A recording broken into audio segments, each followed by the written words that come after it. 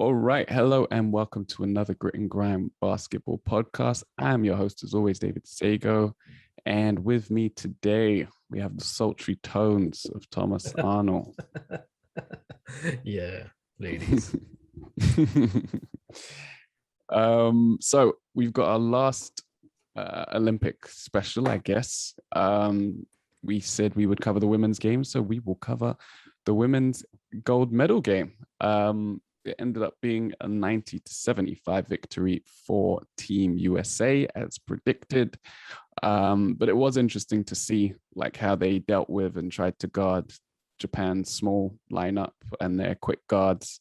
In the beginning, they did very easily. Japan pretty much missed all their shots. And Brittany Griner was just dominating inside, giving them all kinds of trouble down low. They started triple teaming her and she started kicking that out. And USA took a 23-14 lead after one quarter. But it wasn't until Japan went to their bench that they actually started to get back into the game somewhat. I don't know what you thought of the early going. Yeah, no, you're right. That Japan couldn't buy a bucket.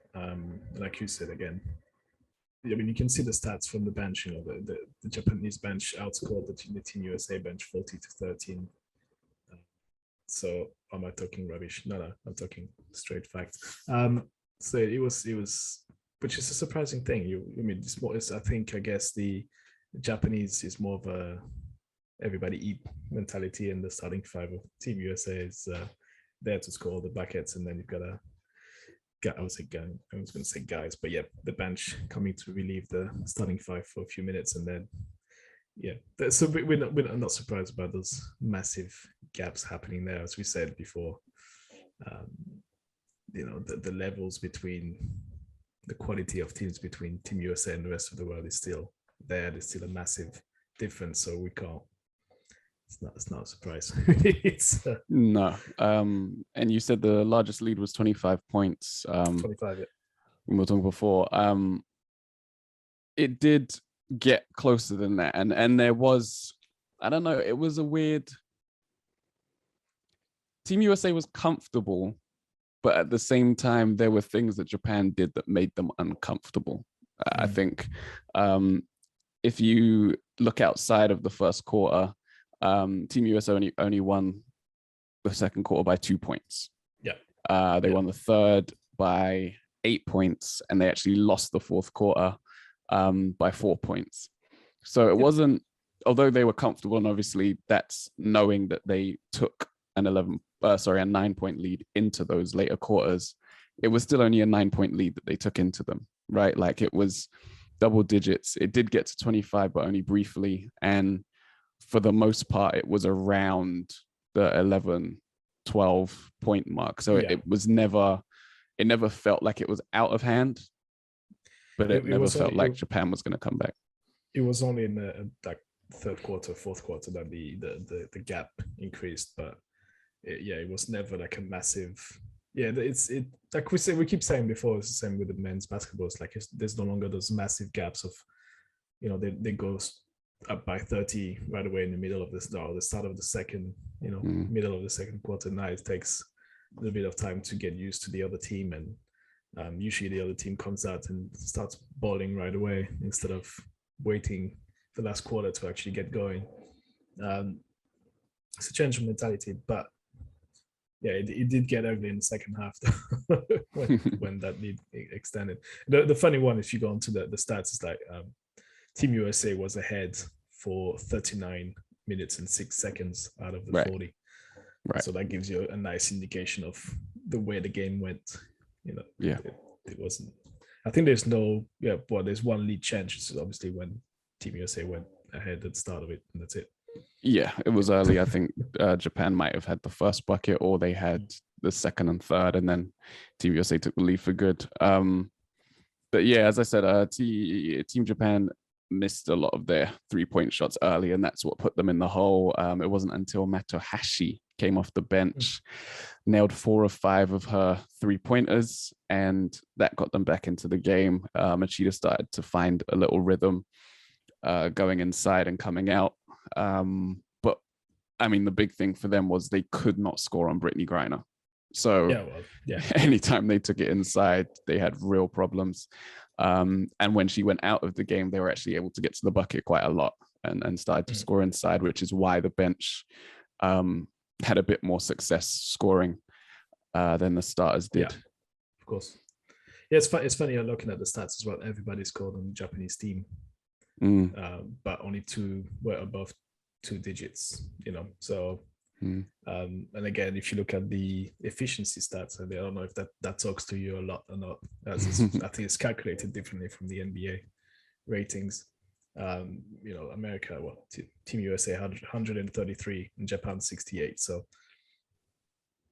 gap, whatever that means. It's a calculation. It's actually straightforward. It's like the number of buckets you've made that gives you a point. So like if you made 2 buckets, that's 2 points. But then if it's 2 out of 5, you deduct 3 because you missed 3 shots, something like that. Or it's the made buckets, something like that. The calculation is pretty straightforward. It's like you add up and subtract. Add up all the positive things, subtract them with the negative things like turnovers. And, okay. Yeah, stuff like that. It's very rudimentary. It's very rudimentary. Yeah, it's fairly simple. So you see somebody, if somebody is over 30, it's been a good game for them. Yeah. Like Brittany Griner, 36. Yeah. There you go. Yeah, only missed 4 shots. Was definitely the player of the game. Made the biggest difference for Team USA. Brianna Stewart was also very good. Yeah. And then Asia Wilson was excellent off the bench. She's got some really nice post moves. She got the MVP, right? Asia Wilson, she was their leading scorer, so that wouldn't surprise me. I think she was at was it 18 points a game, 16 points a game? In the starting 5, that's what I meant, not the MVP, in the starting 5. The Olympic starting 5, I think, along with Brittany Griner and who else? I'm going to say Machida as well. She was in Japan. She should be there. She should be. Forget the other 2 right now at the top of my head, but yeah, Wilson's really good. Yeah. Yeah, so good performance from them. And then they celebrated like only they could with some amazing dance videos that were all over social media. Really funny stuff. Check it out if you're into that kind of thing. But yeah, Japan is really a surprise to me on the women's Olympics, basketball Olympics. It was the way they moved the ball, the way they executed their plays is just it's very impressive. It's very, I mean, they literally destroyed France before that. Then I was like, there's nothing you can do. They're just better than them. They are clearly. Who else was that? I think China was slightly similar, maybe less gifted. They're slightly less talent, but like the way they just went bang, bang, bang. This is what we do. And then you went to get the ball inside and went to kick it out and play clever, with intelligence. That was very interesting to watch. Very interesting to watch. I have to say, like you said last time, you enjoyed the men's Olympics, but the basketball men Olympics. It's the same with the women. I think this time around, I was like, wow. They even Belgium that got kicked out by Japan or China. Japan. Yeah.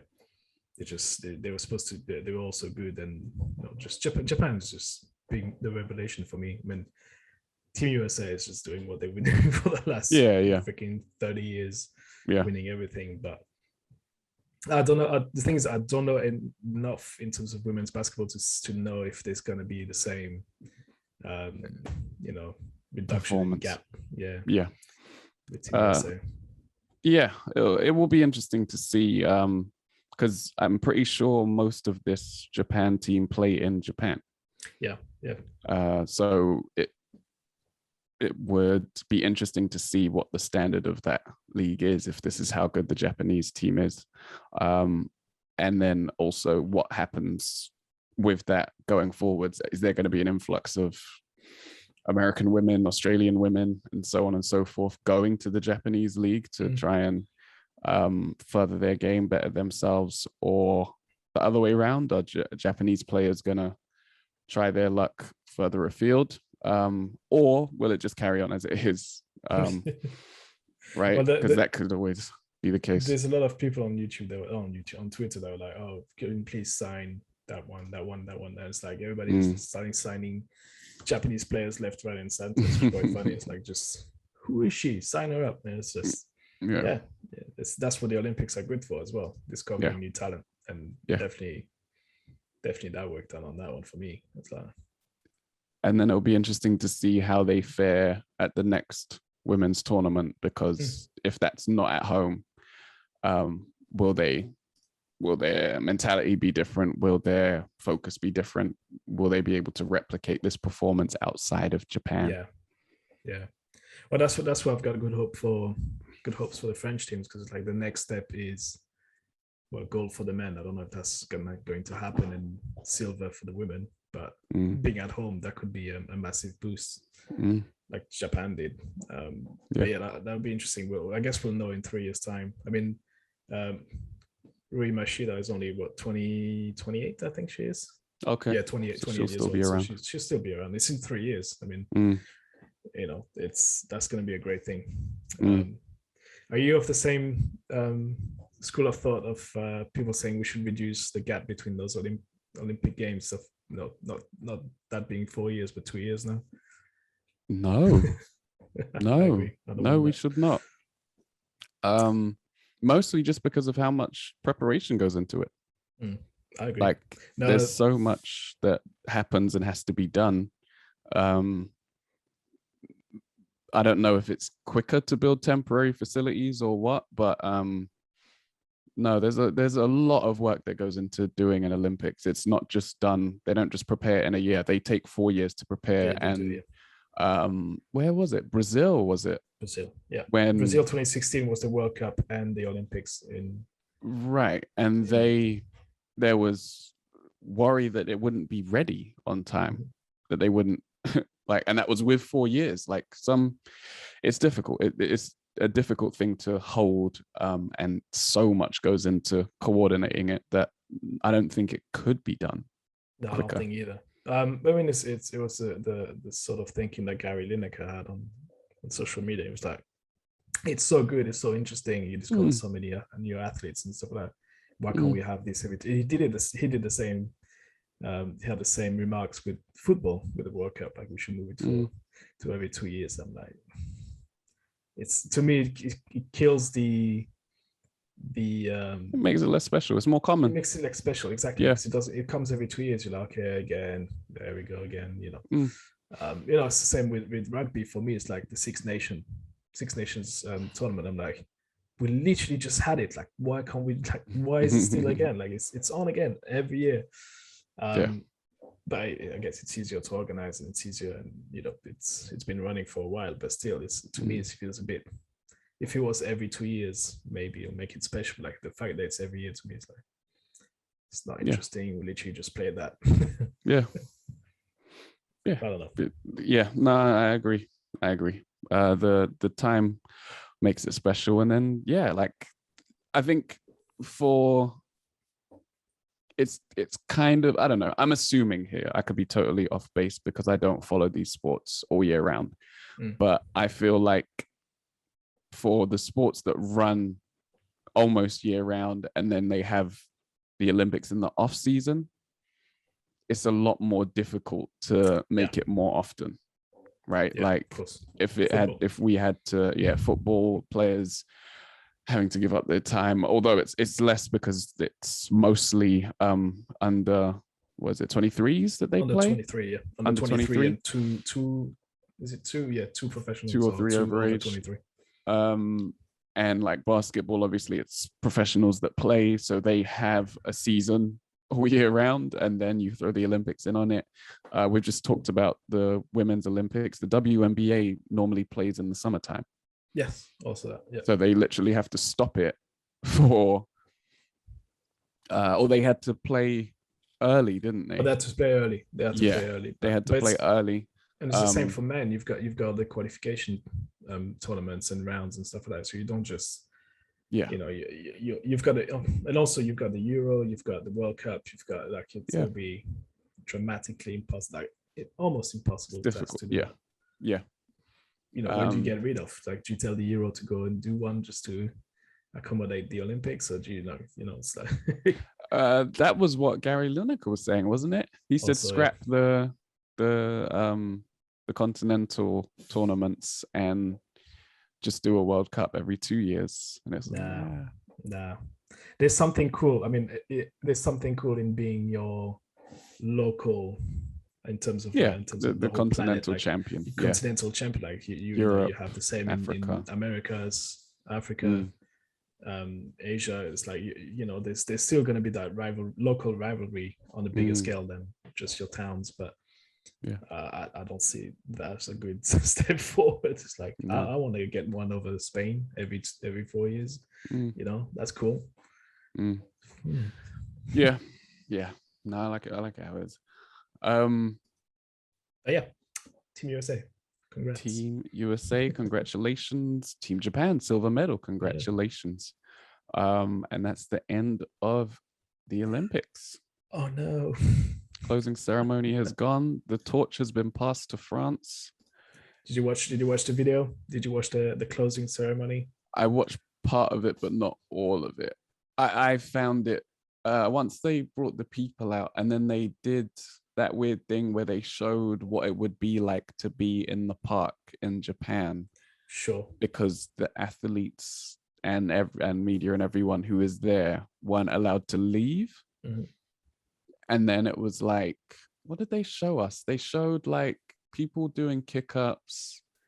There was a ska band, and I was just like, ska? Is this Japanese? Like, it's literally where the transition between Japan and France. So that was like the slow handover to Paris. That's where it was. So they started introducing. I don't know about ska. I don't know why it's not. They were all Japanese. I mean, ska is not big, but it's a thing in France, right? It's not a massive. It's not a huge follow-up, but it's like it's Caribbean, isn't it? It's Caribbean in there. It's Caribbean influence in French culture, they moved into that, and that's when they went into Paris. But I have to say, I was very impressed. I had a bit of apprehension before. Usually there's like a 5-10 minutes thing that introduced the games, like, oh, this is what we will do, but like in a creative way. And I was like, oh, we'll mess this up. Actually, they did really well, and they introduced this kind of spirit they want to have over there, which is like open-minded. There's going to be breakdancing. Yeah, that's one of the new sports. Yeah, amazing. And what they'll do is they'll have a bunch of sports. I think there's fencing is going to be in a castle somewhere. They'll do the beach volley. That's going to be under the Eiffel Tower. So they'll use actual locations. They try not to build too much, but they'll be on location basically to, I mean, basketball will be in Garcia, I think. It's the big, like almost 20,000 seats there. So that hopefully by then we'll be good with having a crowd. And then it's a bunch of football stadiums. So yeah, I think it'll look very interesting and slightly different. But I'm looking forward to breakdancing. I think we can cover that in 2024. Well, we might be able to throw a hat in the ring. Throw a hat in the ring. Won't need tickets. Well, it's the goal. It's exclusive content for 2024. If we can get to get some tickets for basketball, you're gonna get showered in content. Yeah, for sure. Facebook reminded me that 9 years ago today, I think, me and Mike went to see Spain versus Russia in the Olympic semi-final. Yeah, you did. I remember at the O2. I went to see weightlifting. Nice. That was your choice. No, it wasn't my choice. It was free tickets from work, and we just literally had to. Like, the boss came around with envelopes, and he went, "You all pick one envelope at random." Took that one, and I went, "Bad. That's fine. It doesn't matter." It was at the XL free tickets. Like, it's awesome, great vibe. So you can look. It's the spirit of the Olympics. Spirit. You wouldn't take a second look at, and it's there, and it's awesome to enjoy. Anyway, all right. Close that chapter. Close that book. We get back to what we've been doing, which is the NBA. Free agency has occurred.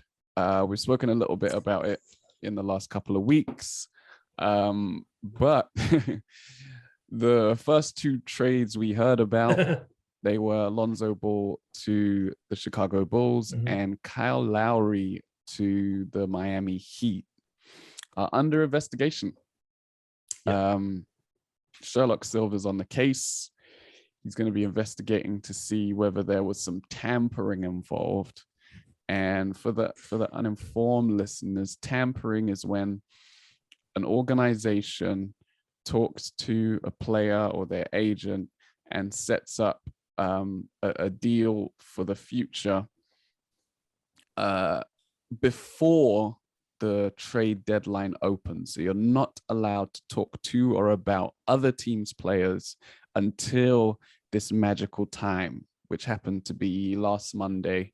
I think it was the 31st or whatever, last Monday, 6 p.m. Eastern time. All right. And at 6:01 Eastern time, the Lonzo Ball trade was announced. And on a random, what was it, like the Thursday or Wednesday before that Monday, one of the either Shams or Woj reported that Lowry was likely to strike up a deal with the Miami Heat. Now, well, how did you know? Wow, it was a prediction. It came straight out of sources. Out of nowhere. Yeah. Now, the NBA has a problem with this just because it looks bad, right? That's the real reason that this is an issue. Importantly, it needs to be said that the NBA does not investigate tampering issues unless there's a complaint. And then you think to yourself, who could have possibly complained about these deals going through? Because Toronto would have known. Yeah. They're not going to complain about a deal that they put together. New Orleans would have known. They're not going to complain about a deal that they put together. So it's not a thing where the teams that are losing the players are like, oh, but they spoke to them beforehand. They're always in on it. It's always a separate team that would have an issue. And I've been listening to podcasts and hearing these stories going on the last few weeks. And while I initially thought Dan Gilbert, because fuck Dan Gilbert, he's the one that got the Chris Paul trade to LA vetoed, just because LeBron left his team and made a super team. We couldn't have one in LA, which makes no sense. Why wouldn't you want one so that we can take him down? There's another team that was accused of tampering just a year ago. That's exactly where I was going with this. This is exactly the name I was going to drop. And I think that team is going to be a champion, isn't it? Yes, it is. Yes, it is. The Milwaukee Bucks last year had a deal leaked to the press where they signed Bogdanovic. Where they signed Bogdanovic to a deal. But it was leaked at the wrong time, and because of that, the deal couldn't go through, and they were actually fined a second-round draft pick. Yes, because of it, and the trade was cancelled, and the trade was cancelled. Bogdanovic ended up on the Hawks, and they sold their not sold, but they got rid of the assets that they were going to use to acquire Bogdanovic. So maybe it was the Bucks. Maybe it was the Bucks that said, "Hey, you told us off." How do they get away with this? Well, it will certainly make sense because of the what happened last year, but then also because of the fact that those two trades that are being investigated happen to be on the East. Ooh, Chicago's down the road. It's real close. Yeah, Chicago's literally down the road to Milwaukee, so it's like it would make a whole lot of sense. That I'm looking forward to the the outcome of the investigation to see like who if they'll drop some names. I think they have to say who complained. I think we'll find out anyway. But if it's not the case, but it would be just so funny if that was like the saltiest snitching of all time. Imagine if it was someone completely different. Imagine if it was like, I don't know, Yeah, Just out right. of Like nowhere. just random team that's just like, no, we can't have all these teams like challenging our playoff spots. Get Yeah. them out of here. No, it's funny, but I was reading somewhere that I think the maximum financial penalty you can get from that is about 10 mil. And you can get your GM can get suspended for a while. You can lose draft picks also, and you can obviously, well, your player is not joining your team, so that's the whole trade getting cancelled. So it's quite heavy. They could get, give us some pretty weird ramification on the outcome of this. I don't know how long they'll take to sort it out and when they'll dish out penalties if there is any to dish out. But it's always funny though when you start seeing that it's like 6 p.m. or it was 11 o'clock for us, and then 11:01, bang, first trade. It's like real quick negotiation. Give it 5 minutes at least. But then, before we get to that, right?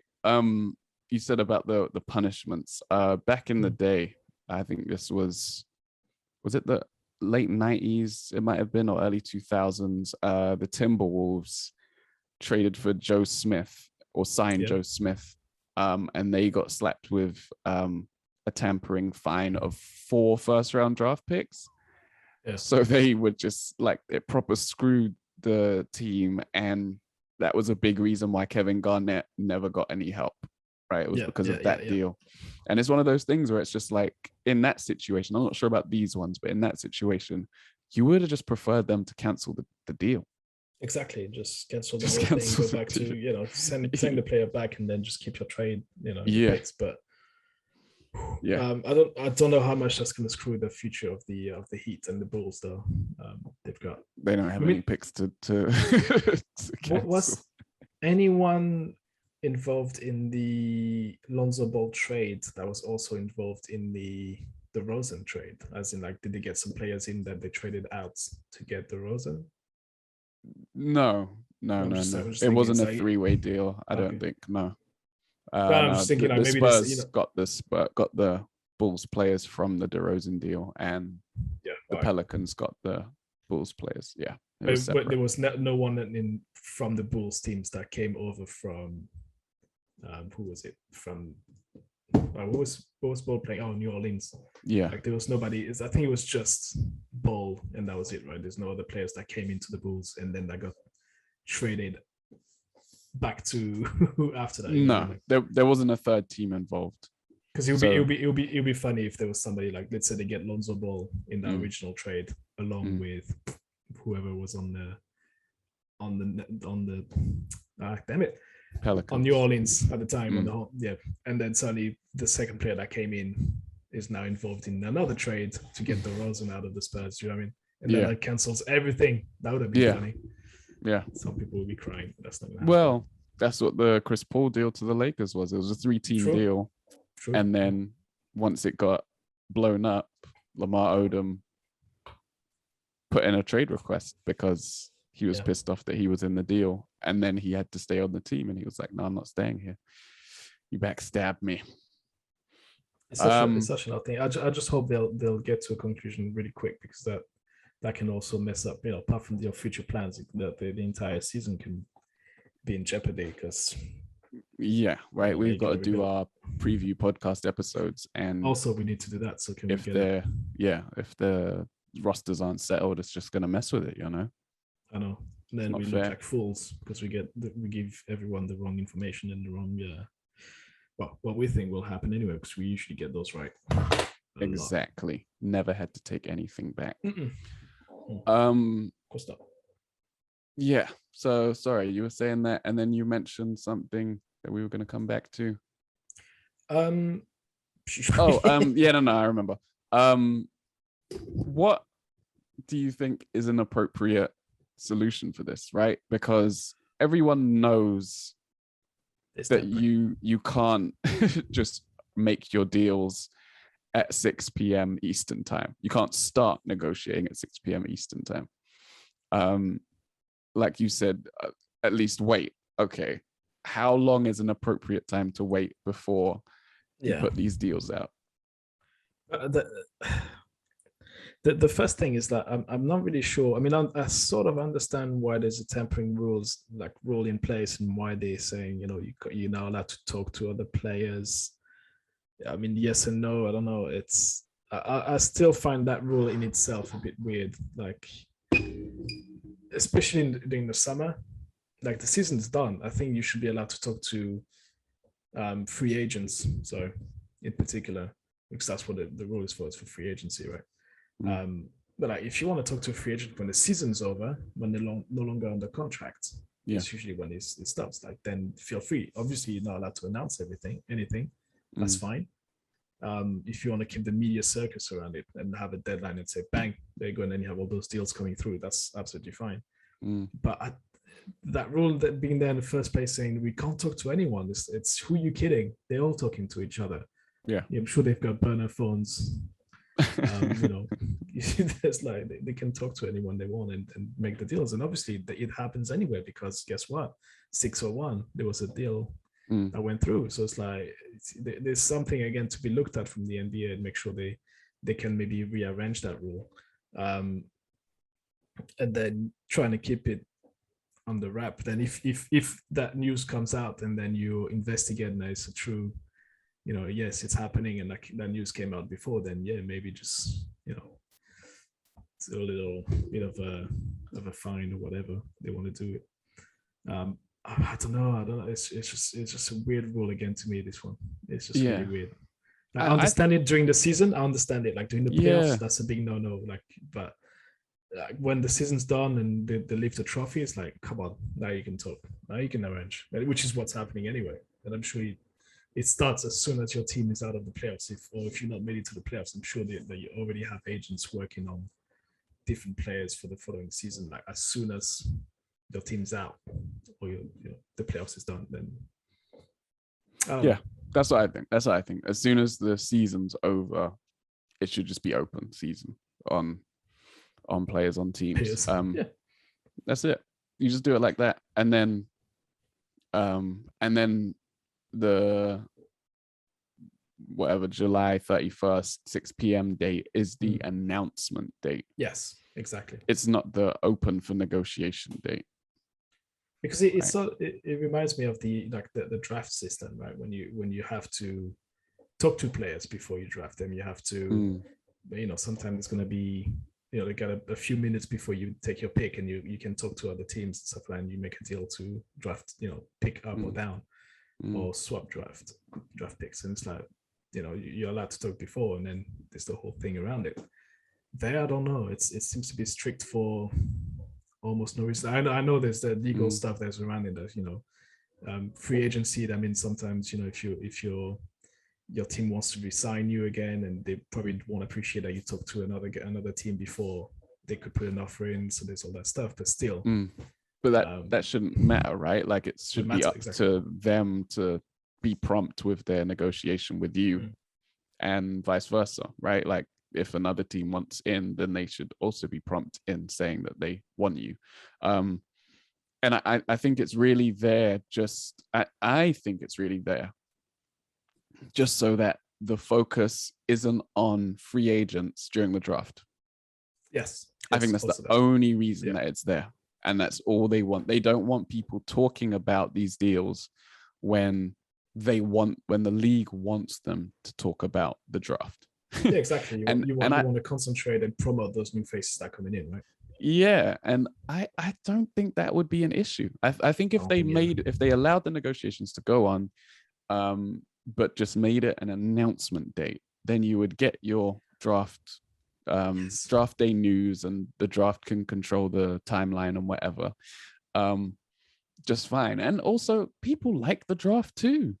Yeah, it doesn't mean you cannot have one without the other, but I think what you want to control is the information coming out. You should allow teams to talk to players and players to talk to teams and agents, but control the information by slapping everyone with the what's it called, an MDA? Yeah. NDA, whatever. And that's that if anything comes out, you're all in trouble before that time and on that day. Yeah, media. Allow them to talk. It seems to be a bit too repressive for what it actually is. Yeah. And and I will compare to Europe where players are allowed to talk whenever they want. Mid-season the dude would just, go into another team. But there's no draft. But there's no draft, exactly. But that's the other side, flip side of the coin. It's like there's almost too much freedom. It's almost messy at time. Here's the opposite. It's like that part of the business is too restrictive and too control. It's controlled, yes, for a reason, okay, but like it's I think it's badly controlled, and they need to look at that. Again, there's a bunch of stuff they've started changing in rules, but like you said, it's if you're scared that it will get in the way of the draft, I don't know. The draft in itself is its own circus. It's its own thing. So it's always going to draw the attention. Of course. It's the whole thing. The draft is like you have the night before, you have the actual day, and then you've got the deals that take place on the day and the day after. So it's like you've got 3 days, and probably the whole week before it, because that's when you've got. And that wouldn't go away. Like, I don't know why they're trying to protect it. That wouldn't go away regardless. It's gonna make the news regardless. But you're right about that whole Knicks thing. Maybe the Knicks should complain about more of these deals, because they're getting squeezed out of that Eastern Conference playoff picture. No, they're not. They're getting squeezed. It's getting tight. They kept the same core. They've added Washington. To the greatness. Washington have reloaded without Westbrook. Bulls now got a squad. I'm not buying that Bulls. They're weak. They've got a good starting five, but then the bench is. Pacers are going to be healthy next year. I don't know if anyone's going to be healthy. Who's on the Pacers? Nobody knows. I don't think they know themselves. They've got TJ McConnell, who's resigned. That's a great. But I guess there's still. Is there a couple of free agents still up in the air? We don't actually know where Rondo is, do we?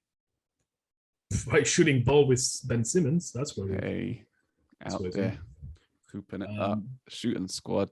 And then the big one, the big-ish one, is Schroeder, who's negotiating with the Boston big one in his head. I'm like, I'm the missing piece for somebody. He's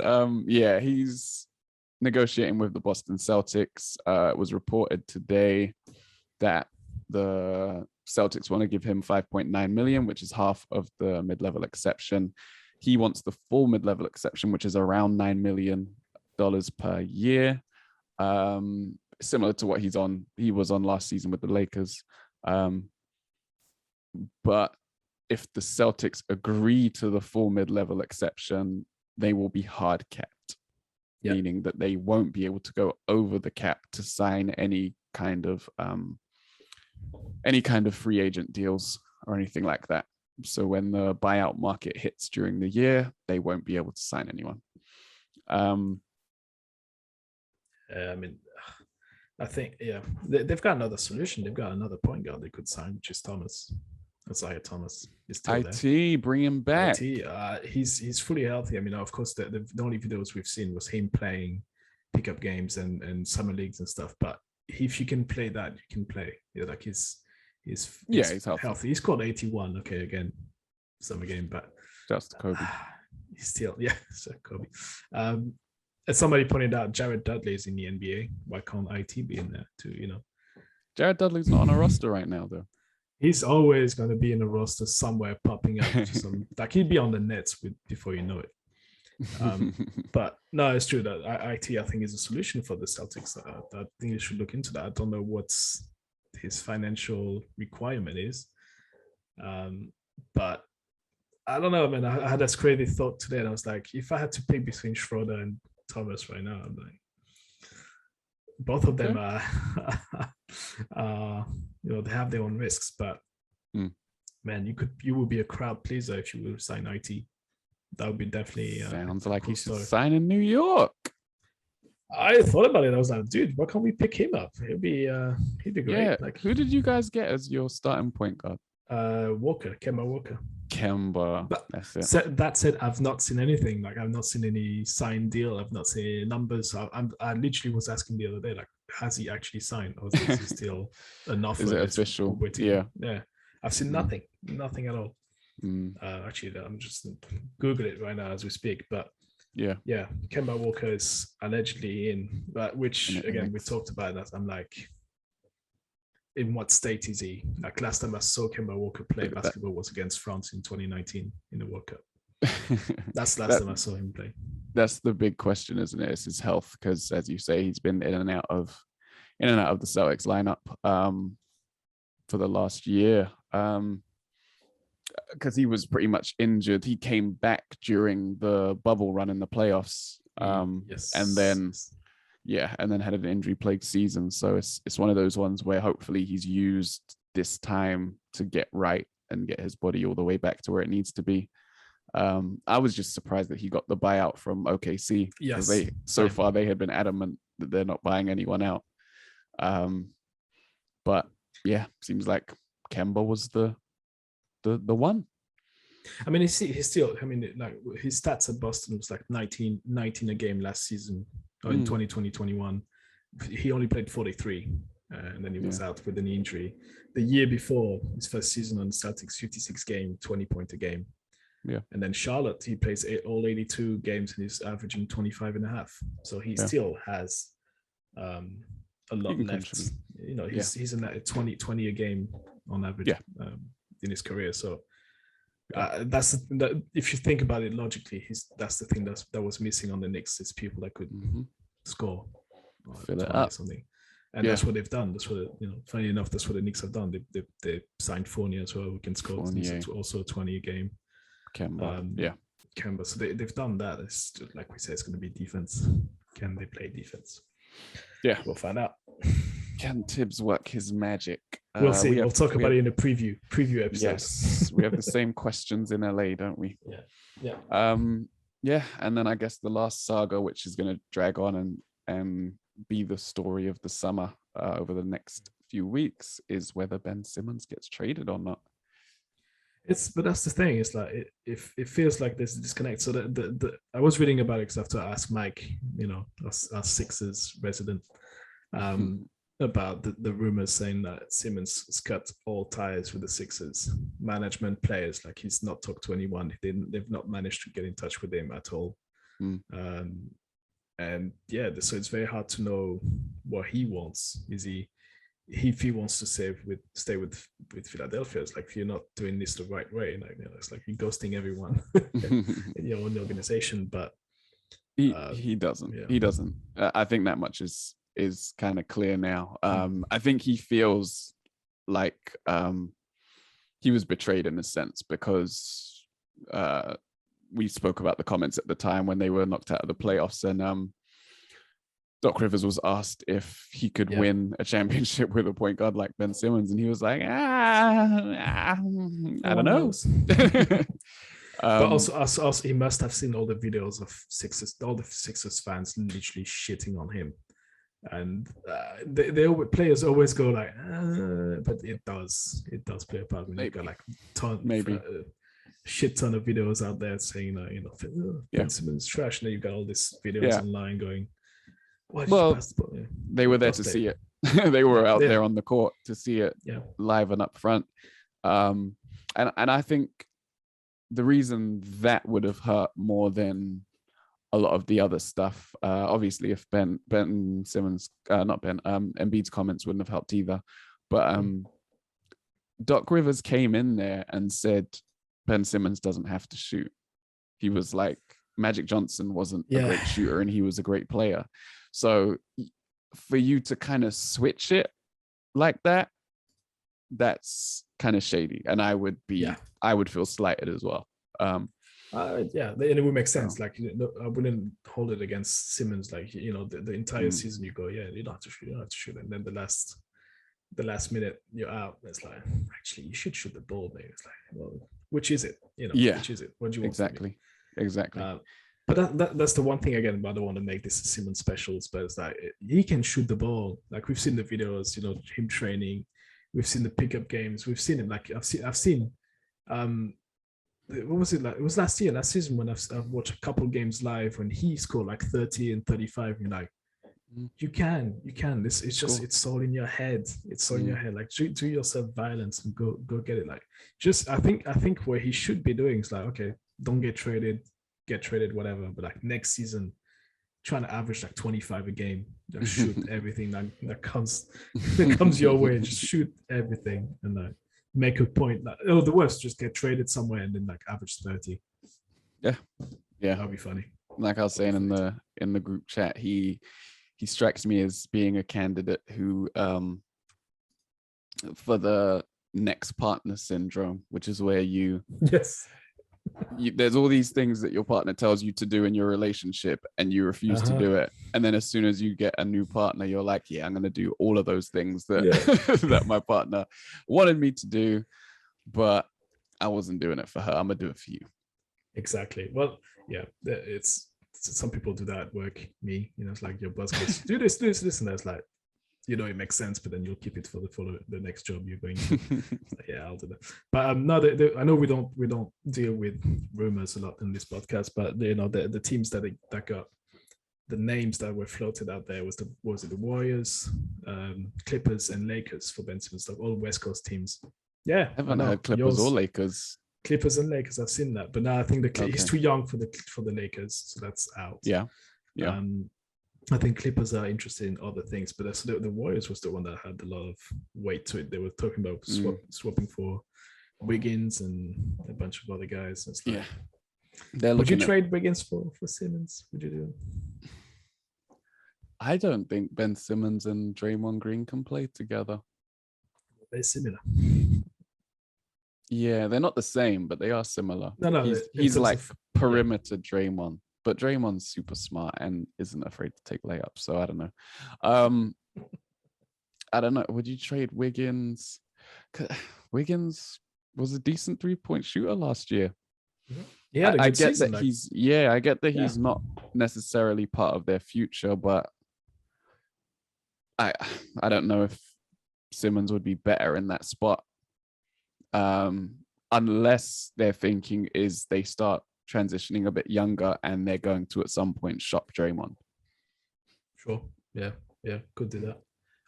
Because they've signed Moody and they've signed who are the other two players they got someone else in the draft, and then obviously they've got Wiseman still. I can't remember, they got somebody else. Still there improving. But I think you rely if you go for not sure.